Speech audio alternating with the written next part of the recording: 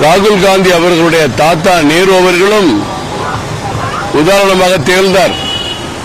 ராஜீவ் காந்தி அவர்களும் உதாரணமாக திகழ்ந்தார்.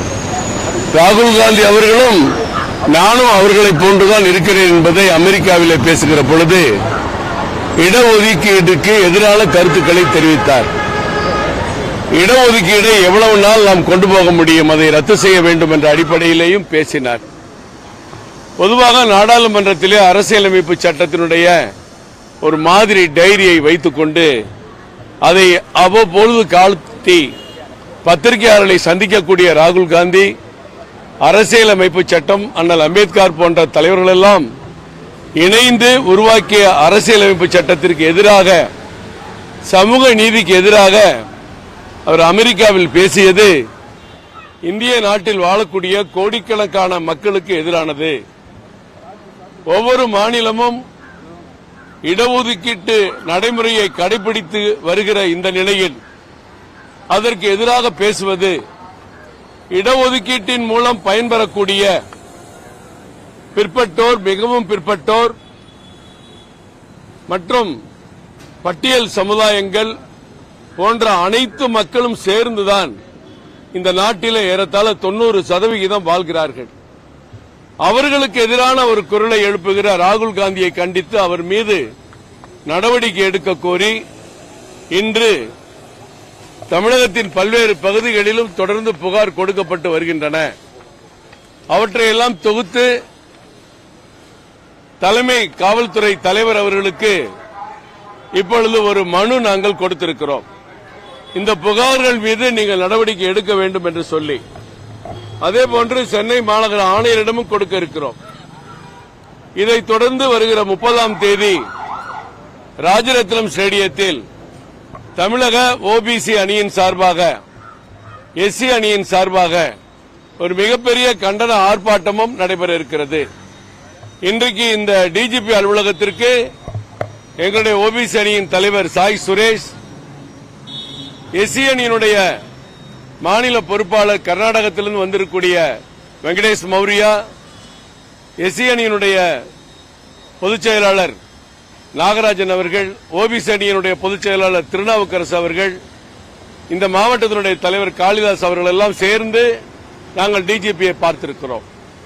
ராஜீவ்காந்தி அவர்கள் இடஒதுக்கீடு என்பது திறமையை குறைத்துவிடும், ஆற்றலை குறைத்துவிடும், தகுதி வாய்ந்தவர்களுக்கு வாய்ப்பு கிடைக்காது என்று சொன்னார். ராகுல் காந்தி அதையே திரும்பவும் சொல்லியிருக்கிறார். இப்படி வெளியில் ஒன்று, பொதுக்கூட்டங்களில் ஒன்று, பட்ஜெட்டுக்கு அல்வால் தயாரித்தால் கூட அந்த அல்வா தயாரிப்பதில் எத்தனை ஓபிசி இருக்கிறார்கள், எத்தனை எஸ்சி இருக்கிறார் என்று கேள்வி கேட்கக்கூடிய ராகுல் காந்தி இடஒதுக்கீடின் மீது கை வைக்கிறார், கை வைக்க நினைக்கிறார். அவர் மனதில் இருப்பது வெளிவந்திருக்கிறது. இதை வன்மையாக நாங்கள் கண்டிக்கிறோம். இது குறித்து நமது சகோதரர் வெங்கடேஷ் மௌரியா அவர்கள் ஒரு சில வார்த்தைகள் கூறுவார்கள். ஷார்ட் இன்னைக்கு English sir, Kannada. Today we met DGP ji regarding Rahul Gandhi ji in America. He spoken about Indian Constitution, Scheduled Caste Reservation, OBC reservation. If we are coming to power, we are going to remove this reservation, like that he told. In America, because we are giving all over Tamil Nadu complaint against Rahul Gandhi. He spoken in America against nation, because anti-nation case they have to put against Rahul Gandhi, like we are demanding. From not only Rahul Gandhi, from Nehru, Indira Gandhi, Rajiv Gandhi, everyone as against scheduled caste and OBC. When Ambedkar was alive, on that time, the Congress and Nehru,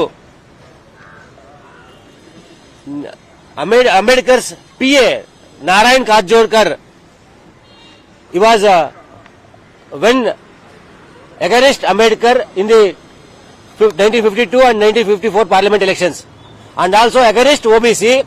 Kaka Kalalkar report also they are against him. Now the BJP government and Narendra Modi ji is doing favor for OBC and scheduled caste, more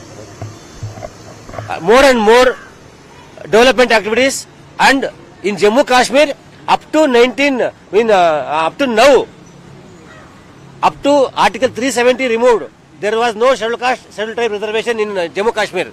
Now after Article 370 removes, now scheduled caste SC reservation is there. The Congress ultimately they are doing drama when election is coming.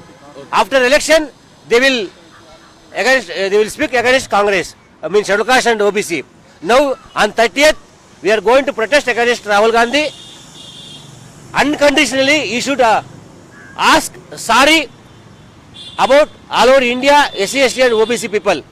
Like that we are demanding, and we should lodge a complaint against Rahul Gandhi today. Copy cut.